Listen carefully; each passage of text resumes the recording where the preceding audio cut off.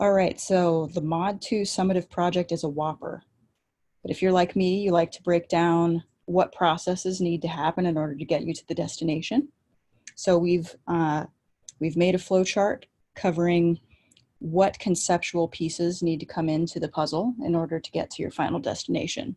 So in this, you're going to need to read in a SQL database, and you're going to have to gather data from an API. Then you will need to link together the relevant sections from your API data and your SQL data in a pandas data frame. You're going to have to make a new variable to talk about wins and losses by whether or not it was rainy or not rainy. And you're going to need to compare for home and away team. Then, when all is said and done, you'll put it into a MongoDB database and you'll visualize. Just a simple bar chart or a pie chart or a line chart, however you want to do it. But we need to see whether rain has an effect on whether we win or lose. So, as we're looking at this, do we have, Matt, any helpful hints that you want to draw on here? Yeah, so the first thing is you want to keep in mind your goal. You want to keep in mind those, I think, 5 different things you're ultimately trying to put into the database. Kind of maybe keep those at the bottom of the notebook so that they're always there to reference. In particular, the histogram visualization it wants you to save. The way the solution has you do it is to just save it as a variable and save it into the database. When you do it that way, you actually can't grab it from the database, review the histogram. There is a way to make it savable that you can view it again. And if you want to do it that way, just ask me. I can kind of show you. It's using a library called Pickle. It's not too difficult, but it does get more of a functional thing. The other big important thing is the API you're going to be using. You have to sign up for a free account to use it. And the free account comes with a stipulation that you can only do 1,000 calls to the API per day. So you want to keep that in mind before you go and set your full for loop in motion, going through all the different teams. You want to make sure you know how many calls you're going to end up making so that you don't exceed that 1,000 limit. So the reason that this is relevant is perhaps the most natural thing would be to pull by game. But if you pull by game, you're going to pull entirely too many calls. So you might have to look for another metric that's a little bit broader. All right. This is in the repo for tonight. So I don't know where Matt put it in the repo, but it's in there. Should be in a folder called like end of mod 2. Okay. But in the meantime, I'm going to stop sharing. And Jacob, do you want to share your screen and walk us through the solution? Let me share my screen now.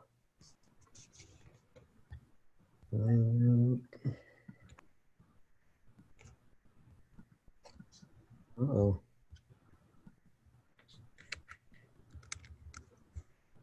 Looks like my Chrome doesn't want to load. Hold on. Oh, it's open right here. All right, here's the second try. You guys see my screen? Mm-hmm. All right, so what I did at first, I just made a list of stuff I needed to do and just linked to them down here.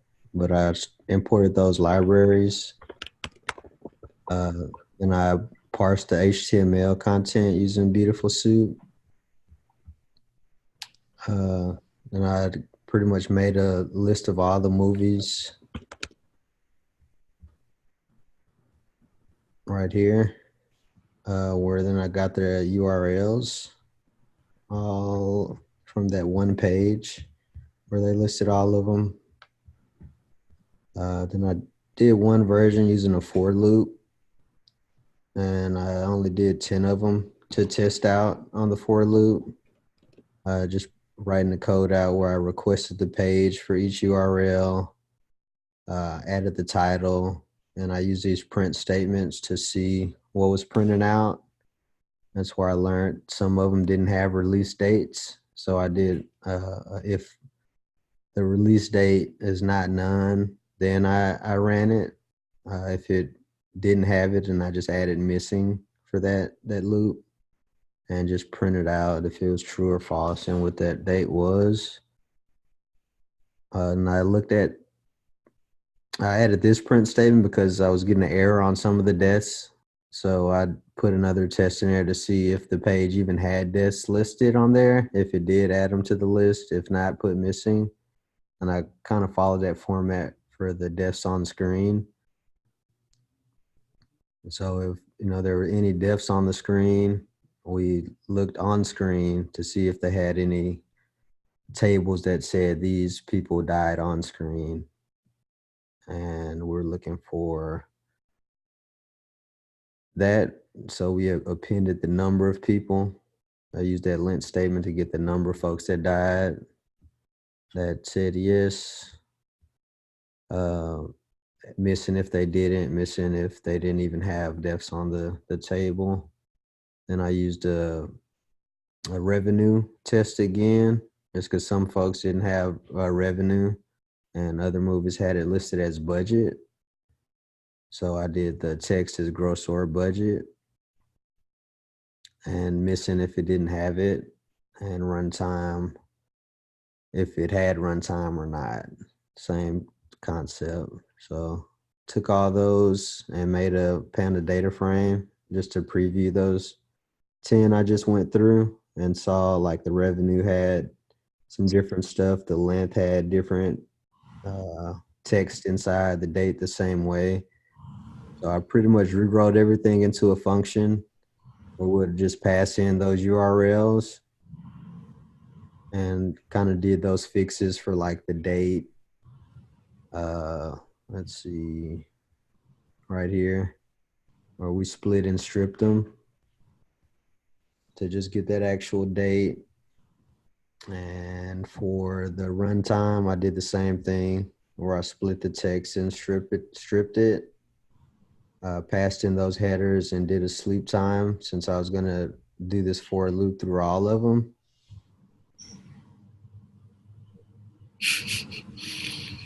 And I added pretty much some small print statements and this little monster guy to go through all of them. So I can try to run them right quick. But I took all those and put them into a data frame. So here's like the first one. I added like the number out of the total number, the percentage. So you can pretty much see, the link and if the data was found or missing when I rewrote it. Just those tests I pulled in and just threw them into a data frame. And I did an SQL right here, or a SQL. I just created the table and I did a for loop and zipped all the lists together and inserted all those values that were found in these lists.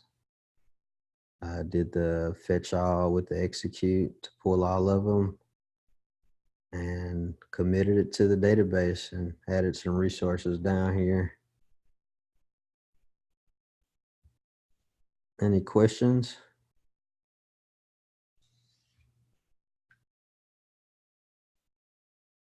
All right. Thanks for letting me present. Actually, I have a question. How long did it take to scrape the whole thing? Do you remember? I don't. I Because that's should. a lot of movies. I figured it would take at least like 20 minutes or something. Let's see. 85 seconds. No, it's still scraping. I forgot I put the time on here just to see the total time that it took. So Can you go up for a second to your very first, when you were like getting the URLs?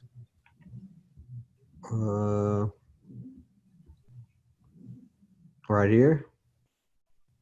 Yeah. So when I did ID MW content text with div, it wasn't getting all of the titles. I had the same problem and added this. I looked at the movies for the UL because I saw they were inside of like a Yeah. UL. Like a did that work for you? Yeah, I think I was like messing it with find all and find because they kept saying like I think I was putting find all for div, which is why it wasn't working. Okay. Yeah, the find will just be real specific to what you're looking for. And Oh, since and there also were why don't you do index one for movie list? I think that might be something that okay. because when I ran that href equals true index href, it was coming up with an error. Is there a reason why you put index one? That was just to see the format of the link that's returned. Okay, So that way I knew how to got you. Yeah, append it down here. yeah. I guess I'll just go back and look at it. So what might be happening is you might have like an extra backslash on there. Mm-hmm. I know I had like 2 backslashes next to each other and it Okay. wasn't running. Okay. Thank you. Mm-hmm. Jacob, if you would be so kind, would you post the URL for your repo for this Yeah, into the chat so that when we move into the activity, everybody can take a look? yeah. Let me grab it. Thank you. Wasn't that fantastic, you guys?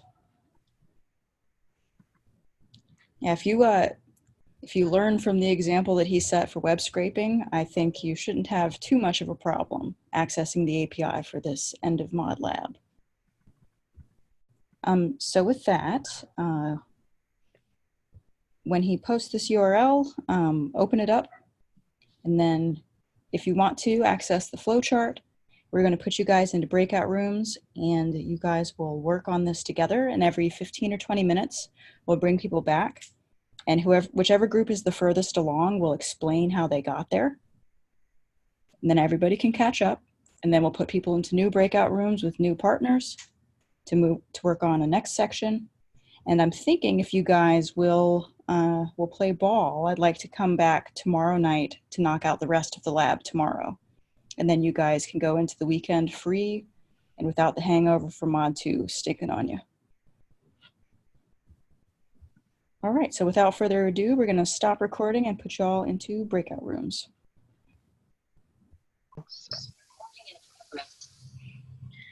Okay, so the first thing we had to do was import the SQLite database, and it tells us that the database is database.sqlite.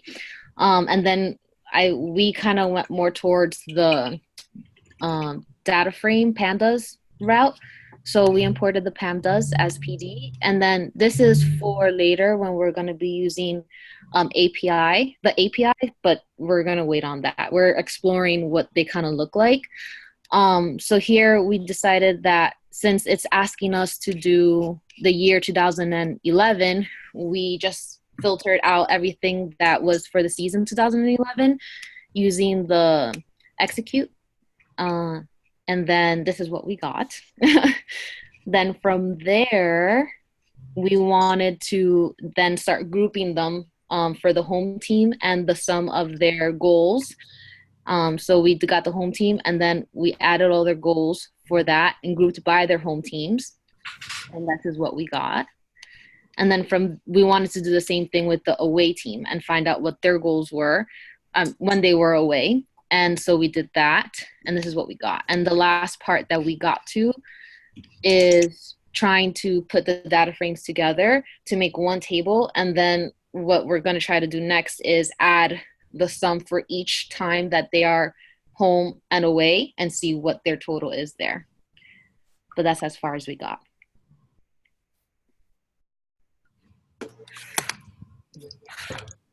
It's along the same lines of my solution. Yeah, we actually thought you guys were gonna go a different way, but it ends up being you guys ended up doing kind of the same thing. So Okay. What is that? So I'm gonna quickly. or actually, Jacob, did you do something similar too? We didn't really get that far. We were trying something out, but we didn't quite finish. We didn't get to run it before. Okay, well, Yeah. We Yeah. were trying to run it through, like, figuring out the sums of everything through pandas, and it hasn't gone well. I actually was able to run it, and I got an error, so it's not done yet. well, jot down notes and steal what is beneficial to you. Mhm. All right, Bonnie, you ready? Okay, cool. So here. Can you see my screen now? Mm-hmm. At first, we were trying to, so the same thing from the beginning, we imported a library and read the tables. And we think that matches, teams are the two tables we're going to use, but ended up we only use the matches table. So it's the same logic with Julia. We just calculate some goals by home team, group by home team, group by, and then there's an echo here, and calculate the goals by our team. And this step, I merge them together using like inner join. And then add the goals together here using pandas. Using pandas. And then I just select the home team and total goals. I was trying to use a subquery and like join the subquery together, but I didn't succeed. It's all right. The night is young. Cool. That's All it. right. Oh, good job. All right, so now that we know how to calculate the total of goals, now we can move on to the other questions, like what are the total number of wins per team? And you can use kind of the same logic there. I would say maybe a good strategy for tonight is we'll focus on everything we can do with just SQL tonight, and then tomorrow when we come back, we will dive into APIs. That sounds good. All right, so we're going to put you into fresh breakout rooms with different partners. And we'll stop recording.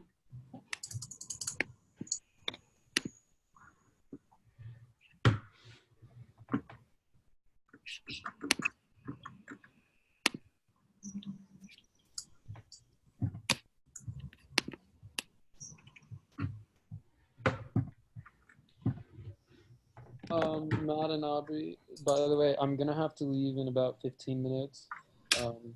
So like I'll try and do as much as I can. Okay, Okay. Till then. Okay, thanks for sticking around. of course. Oh, it's already 7:35. Oh my god. Time flies when you're having fun. I figure it has to be better than the 8-hour estimation given by learn.co.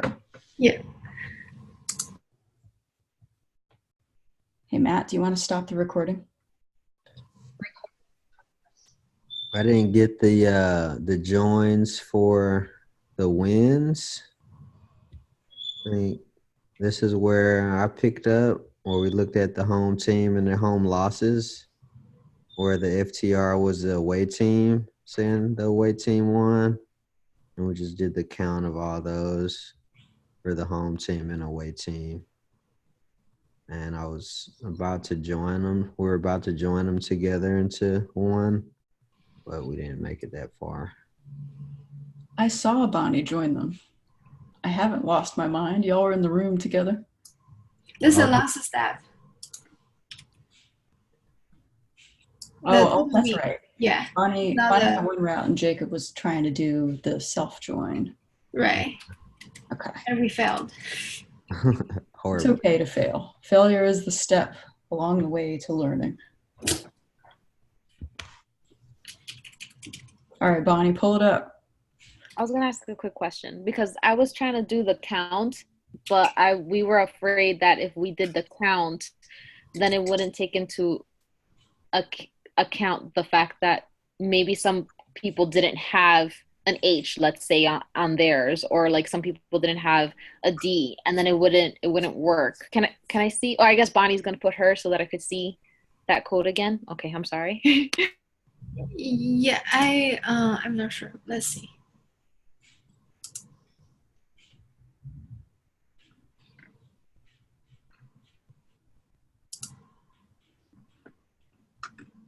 So our idea is if this is a home team and if it's not H and it's not, wait, if it's A, then it's lost, right?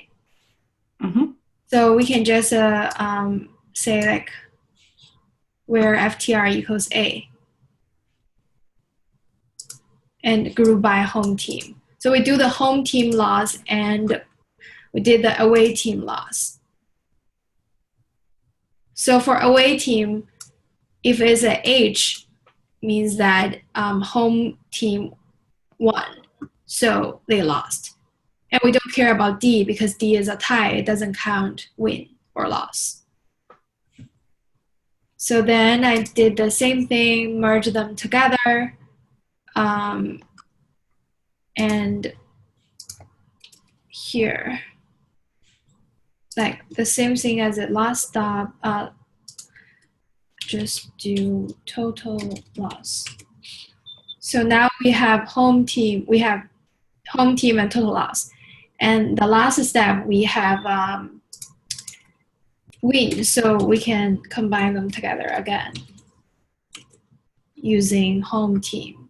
So we're gonna df3 merge df2 on equals home team. So now we have total wins and total losses. Hey, why? Merge, oh, sorry, df3. Let's name it df4. So now we have this. And we just need to make the histogram, right? So matplot div as plt. I forgot. Maybe you can help me. Histo, how it works. Anyone remember how it works? You could just do df4.hist. Okay, df4.hist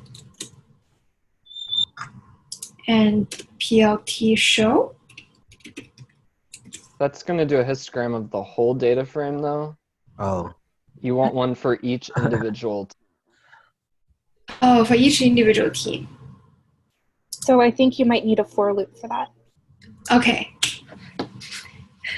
Matt.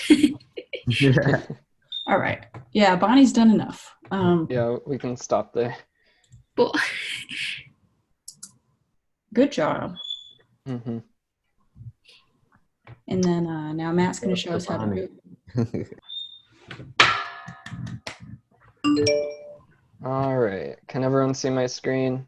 Thumbs up. All right. So this first part's going to be the same as you guys connecting to the database, grabbing everything from the matches table where season equals 2011. Then this is the main loop where I get all the data. So I go through each team in my data frame using home team and then all the unique values. And then for each team, I just, I'm keeping lists up here for all the different items I need. So I append the team to the teams. Then for goals, I find in the data frame where the home team is the current team and the goals of the home team in that game. And then I sum all those. And then similar thing for the away, goals away. when the away team is equal to the current team, and sum that. And then I append my goals list with the sum of the home and away goals. Then for wins, I get all the rows where the home team is the current team and the winning team was the home team. Similarly, where the away team was the current team and the win, the away team.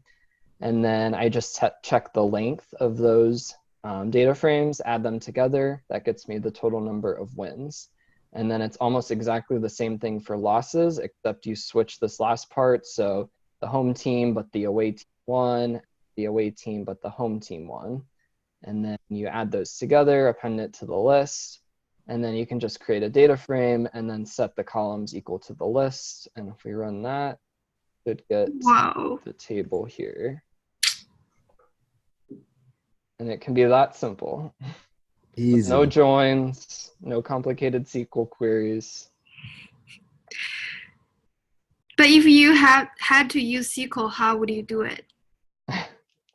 Honestly, I wouldn't do it with SQL. I would do everything I could to avoid doing it with SQL. But if I could, I would have done it similarly to you guys, you know, making the smaller tables and then you'd have to join them. It just gets to be a lot of work that way, but it still gets the job done. Why wouldn't self-join work? What do you mean?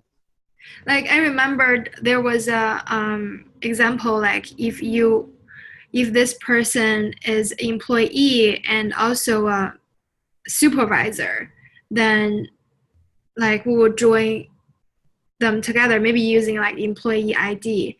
But in this case, the home team also can be the away team. But when we join them together, the losses or like the goals, the number just is not right. It's like in thousand. So I don't understand why in this case we can't use self-join.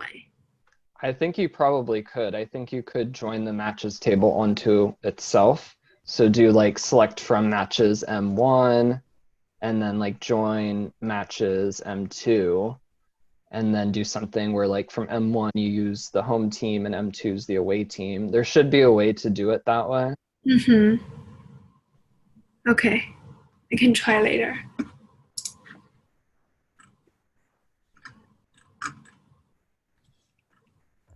But yeah, does anyone have any questions Go on in a this snap way or screenshot. just in general?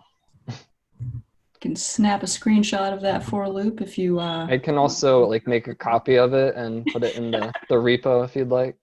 Please. You're so nice, Matt. On the goals know. part,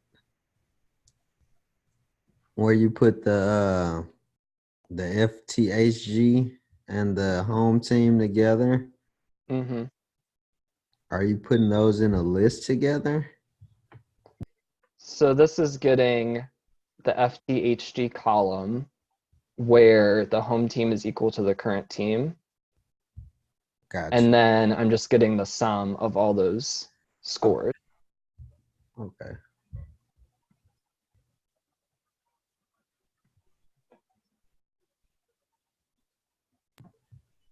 All right, cool. Well, let's bring it back and stop recording. All right.